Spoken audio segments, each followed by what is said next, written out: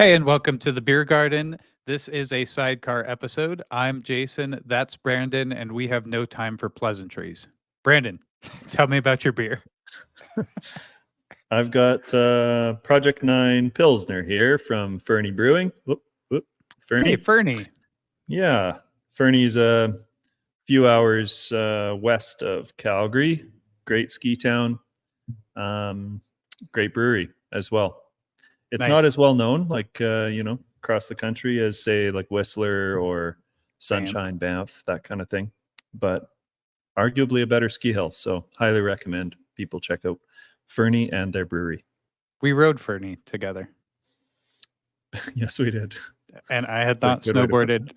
I had not snowboarded in like a year prior to that. That was like my first time of the season. And I just remember that my calves were on fire. Your calves. Calves, yeah. Your calves. I think I also want to give a shout out to Forbidden Off-Road. I just noticed, I'm wearing this hat today. This is my buddies from Vancouver Island. Nice. They, Jack and Heather, they have a off-road YouTube channel. So check it out. Nice. Once we get some actual sponsors to this show, we're not going to be able to shout out as many people as we do every episode because it would decrease the value for our sponsors. Like, wait, we're paying. Yeah. Okay, I don't know how that works yet. We'll cross that bridge when we get there. Mm-hmm. I am drinking a vanilla porter from Breckenridge Brewery, also a ski town to the west of Denver, also a place that you and I have been. Yeah. Switching to the porters. We're getting colder, so go into a darker beer now. Nice. Cheers. Cheers. Okay. Sorry, mine was already opened. I broke the rules. That's all right. We've already wasted so much time, and this is a sidecar. So today we are talking about, we're approaching the holiday season here. And we're talking about leveraging that holiday season in your landscape and snow business. So some of these things will seem pretty obvious. Some of them maybe not so much. We'll talk a little bit from experience and some not from experience. So as we head into the holiday season, one of the obvious ones, and this is pretty straightforward, but is just leveraging those holiday sales that happen around this time of year. So what I don't mean by that is going out and buying shit for the sake of buying shit. But if you were if your business is in need of, things like electronics are a big one. Here in the States, we have Black Friday, which is not really a Canadian thing. Is that right? I don't know. I think it might be. I just don't. We're more Boxing Day people. I know that. But what is Boxing Day? Describe that to me. You have... Oh, that's Canadian. That's the day after. That's the 26th of December. And that's our main shopping day of the year. Gotcha. So it's like I don't remember what it actually, why it's called Boxing Day, though. It's like Black Friday. Black Friday is the day after Thanksgiving. Arguably, we're better prepared because we use that time prior to the holidays for all the sales so that we can buy all our gifts on sale. Yes. But yeah, day after Thanksgiving here in the States, and things like there's always, lots of sales, some great, some not so great. Big things that are always on sale, electronics. So if your business needs laptops, computers, phones, those sorts of things, appliances, those sorts of things. But also within our industry, vendors are always having, Black Friday or just holiday sales in general. Equipment, tools, software. Software is another one that does a lot of sales. A lot of times you can get like lifetime deals around the holidays where it's like pay once for a lifetime subscription, typically with newer softwares. But Jonathan, on that AppSumo website, right? Yeah. Jonathan from our team is like a pro at that. He has so many different softwares that he bought for like $90 one time and has them for a lifetime now. So those are good ones. And then the other thing, are you going to set up an issue ID promo or no? Oh yeah, I'm calling you out right now. I didn't even think about that. You own a software company. You're promoting. You're preaching it. Yeah. Visit issueid.io to check out our holiday our holiday deals, and now On Jonathan, Black Friday, whatever yeah, day that is. and After Thanksgiving. and Small Business Saturday and Cyber Monday. There's like 3 days now because one wasn't enough. So we're Issue ID consumers. applies to all of those. Yeah. It's Black Friday, just a deal day. Cyber Monday, because that's like it's like for tech deals, I think, right? Well, yeah, And just small online business, sales. and we're a small business. Yeah, Oh, just online sales. Okay. Yeah. I don't think we really have that either. Now that we've said that, Jonathan, if you're watching this, I need you to come up with our holiday deals. We need to have holiday deals now because we committed to it. Cool. The other thing I just wanted to throw out there that I've had good luck with in the past is like just gifts, like employee and and You're just describing the holidays. This I know. episode sucks so far. I know. But employee gifts and customer gifts. Jason has good luck buying people gifts on the holidays. What do you want for Christmas, Jason? What are you hoping to get?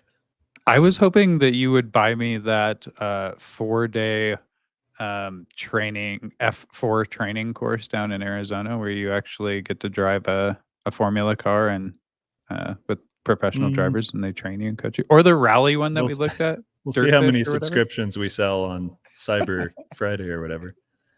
Cyber Monday. What about that Dirtfish one that we looked at where it's the rally racing one? That would be sick. That would be cool. That'd be cool. Yeah. Okay, finally, to wrap this section up, remember year-end purchases can help with tax write-offs, but that's not an excuse to just go crazy and buy a bunch of unnecessary shit. Like, first of all, you have to be profitable for those write-offs to actually matter. Otherwise, you're just taking yourself further in the hole. And don't just buy a bunch of unnecessary shit. All right. So now let's get into some, I think, more interesting things. Creating your own holiday promotion. So we just created one. I don't know what it is yet, but Jonathan's going to come up with it for issue ID. But yeah, thinking through like what you can offer to take advantage of the fact that everyone's thinking about buying things this time of year. So like, why not get in on the party? We've done this a lot within our business. So like special service bundles is a very easy one. Just like brand them for the holidays, that sort of stuff. Products though is another thing. Like we had really good luck with, remember we did those wreaths? Do you remember that? Totally. Yep. Like all we did was we bought a ton of I came to your shop and it was like Santa Claus's factory. Right? We bought a ton of like non-breakable plastic ornaments, and then we bought some wire frames, like wire wreath frames. And basically all we did was like string these ornaments on these wire wreath frames, and the whole wreath was just ornaments. Cost us very little to make, and we were able to sell them for, I think, like 2.5 times what we built them, what the total cost of building them was, labor and materials. That's a great idea. Like as many of those things as you can between snowfalls, like for staff labor. It's such a hard thing to figure out if you're a snow company, right? And depending on how much snow you get to keep people busy. And if you can be manufacturing something in between snowfalls, totally, it's hard to find something like that you can just do randomly when you have time, right? We just built a little assembly line in our shop and just had guys like doing this exactly like you're saying between snowfalls.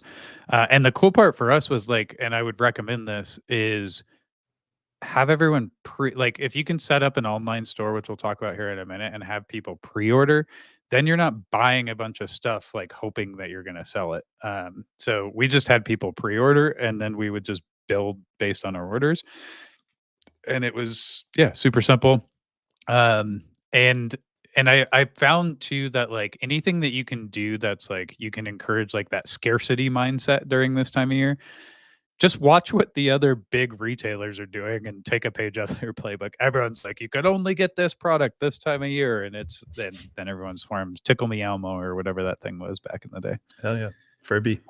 You're just a savage businessman creating scarcity. You're trying to scare your customers into buying Christmas wreaths from No, I'm not trying to scare them. I'm trying to encourage them to buy limited products. Okay. So yeah, holiday promotions. So holiday promotions, what I mean by that is, again, kind of a scarcity thing, something you can only get this time of year. So it's like, it's something you offer during the rest of the year, but there's like some special twist to it. So, a discount is an obvious one, but I like to do like an additional service or an upgrade rather than a discount. So it's like there's value there, but Jason it's likes like to raise his prices a bit and then give a bit off. That's I like to do like, sign up for our, base level package and we'll toss in a free spring aeration because the crew's already going to be there. It doesn't take a whole lot of extra time. But it adds a lot of value for the customer, that sort of thing. But they have to buy it during this time for that to be in effect. Referral offers. Do you have a referral program at all? Not really, no. We do we just do internally for staff. We'll put it out once in a while. Just if you have a friend that lives at a condo complex, townhome complex, we'll give our staff a referral bonus, but we don't really, it just doesn't really we should, but it just doesn't really work that well. Like, yeah, it's a bit harder with like space, associations and stuff when that's your primary They're client. Not referring their next door neighbor like they might in single family homes and stuff. Yeah. So yeah, referral offers, we like that one. That should be something that you have in place all year. But again, these are all just things keeping in mind that everyone's thinking about buying stuff this time of year. So why not just put your name in the hat so that they're considering your products? Like, think of like when you're buying stuff during the holidays and you can't think of like what to get this person. And you're just searching for like what I can buy them an aeration. Yeah, exactly. So new client promotions is kind of the other side of that. So anyone new that signs up, like they're going to get X, like a free aeration or whatever it may be. And yeah, anything to add for holiday promotions? Not really, but I think it's just important to sell products in general as a landscape company, and so many companies are not doing that. You have probably a huge database of people that you could promote selling a wreath to or whatever it is. Sky's the limit, even though I can't think of more good examples right now. Jason's better at it than me at this stuff. But I think that's a good point because that works with any sort of client base. Like if you serve do it in summer too, sell bird baths in the summer and park benches and garden gnomes. Whatever. I was so waiting for bird baths to make an appearance. It's your favorite example of a product to sell. Yes, it is. Have you ever sold a bird bath? Yeah. Actually, we sold last summer. Riley from our team sold just the crappiest bird bath ever. Like it was like a Temu plastic bird bath, and then he had to give the customer their money back or go buy a better one or something. So anyway, if you're going to sell bird baths, like anything, make sure they're good quality. Yeah, we have this crappy bird bath sitting outside our office window now, and it just kind of sits on an angle. You put water in it and it pours off the side because it's all mangled. Nice. Cool. So another kind of thing to think about is how to make, because we're all service businesses for the most part, right? And we just talked about adding products and how that can be advantageous, but also just how do you make your services giftable? And there's like a process to this, right? Like you want someone to be able to come in and buy this for someone else, and so you got to kind of think through the process there. A really kind of easy way to do it, like an entryway, and we do this every year now, is gift cards or gift certificates. Like there's so many like cheap or free softwares out there to help with like generating these things and tracking them. That's a big one. Like if you're going to do this, make sure that you can track it so that like like how it has to be able to be redeemed. And you could really create, like if you just willy-nilly started sending out these like PDF gift cards, A, they could be copied really easy, and B, if you don't have a way to like really track like who bought and the value of that card and all those sorts of things, you could end up with like an administrative nightmare. So yeah, I think there's a lot of laws around gift cards and that too. There is, yeah. I mean, if you're whatever, I'm not going to advise you to do anything illegal, but you're like super small company, it probably doesn't matter too much. But there's in Canada, I know there's laws around how they expire and or if they expire. I don't think they can. That kind of thing. So if you use a platform, it's just that much easier. Yep. Yeah, another thing that we've found good about doing gift cards is like not just doing like we certainly do occasionally do like just $100 gift card or $150, that sort of thing, whatever it may be. But the ones that tend to sell better are like gift cards that are like for a specific thing, right? So it's like Right. this is for us it'd be like a kickback package, which is our base level package gift card, and it's like it's X amount of dollars or whatever it may be, right? Like Um snow removal for a month or yeah. something like that. Yeah, whatever those things are. Um there's a few things that I learned in this process that I wanted to highlight. First and foremost, make sure that you don't accidentally, because typically if someone's like buying a package for someone else, like your standard process is you got to get the address of that property. I For see where this us, is going. for us, you got to get like the contact information because we send notifications about these things. Uh, Make sure that you don't accidentally send any notices or communication to the giftee prior to them claiming their gift. I So thought you were going to say you went to all the wrong houses. Like you no, didn't get the right addresses and you went. It's like I bought you a gift for snow removal and then you go to the person who bought its house. no, but that would be hilarious. No, what we ran into was we ruined the gift, which is arguably worse. So like, Oh you know, man, we like we terminated someone that way accidentally last year. Like really? we use this software called Bamboo HR to keep track of employees and whatnot. And there was a miscommunication, I guess, between Susie, our HR manager, and one of our zone managers. And she just processed it in the software and it sends an email that says, "You've been terminated." It's nicer. Yeah. But the guy got an email saying he was terminated and no one had talked to him yet. It was like, Oh he no. was really, the best line ever. He's like, "This is the worst way I've ever been terminated." Because he had been terminated so many times. Well, Yeah. that's funny. No, what we did is Mr.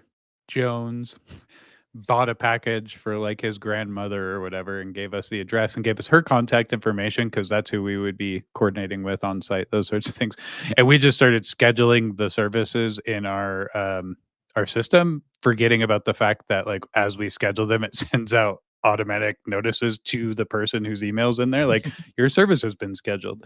So all of a sudden his grandmother starts getting all these notices that her service has been scheduled, and she's like, I didn't order any of these. We're like, oh, right. You didn't. So keep that in mind. And then Way the to other go. one is another lesson that I've learned is be sure that you communicate your terms and conditions. This seems obvious, but like one that we forgot and didn't even think about is like your service areas. We had people buying like Mm. gift cards and then wanting to give it to someone who's like in Arizona. We're in Colorado. We don't service Arizona. So, like, just That's kind of dumb. make sure that you think about those things. But and then finally, just like use language and messaging that appeals to gift givers, right? Like that's a pretty obvious one. But as you're spreading the word, like give the gift of time, give your loved one the best yard on the block, whatever the thing is. But like that's who you're trying to appeal to, the people that are out there buying gifts. And then some action steps that we found helpful, like set up an online store if you can. Does not have to be crazy. Like there's so many like pre-built tools out there for this stuff. Shopify, Squarespace, Wix. Typically like whatever your website's built on, there's a store option like that you can just activate. And they'll I help think you with like you're forgetting one there, aren't you? issue ID.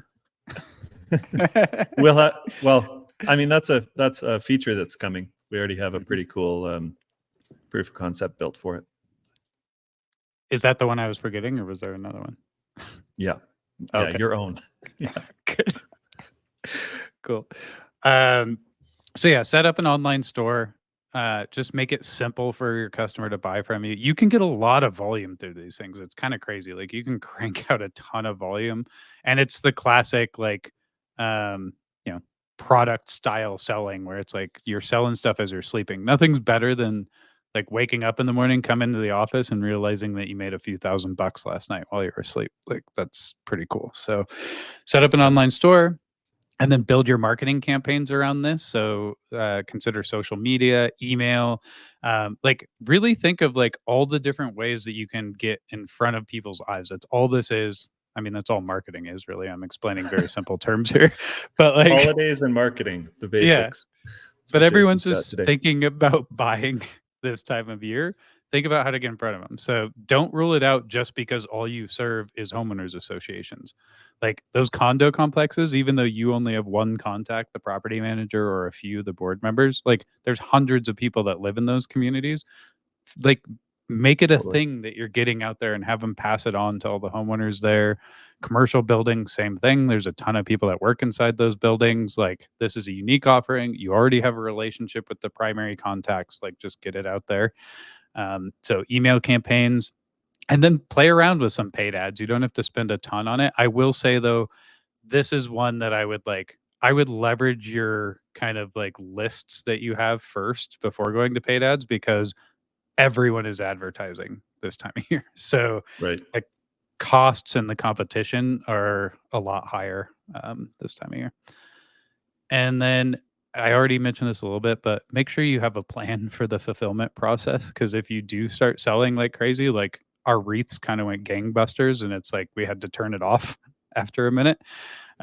Just be sure you've clearly outlined the steps that are going to be needed and the processes that'll be required for the customer to like claim the gift, so that who's taking those, who in your team is like making sure that that's all set up, how the services are getting scheduled if it's a service, how you deliver the service or product, just the very basics. But just like you do have to kind of think through this, because if you do it well, you're going to have a ton of extra work all of a sudden. Very good. Yeah. Anything to add? Nope. All right. Well, on that note, wishing you all happy holiday season. We're just here at the beginning of it, but thanks for listening and cheers. Thanks, Jay.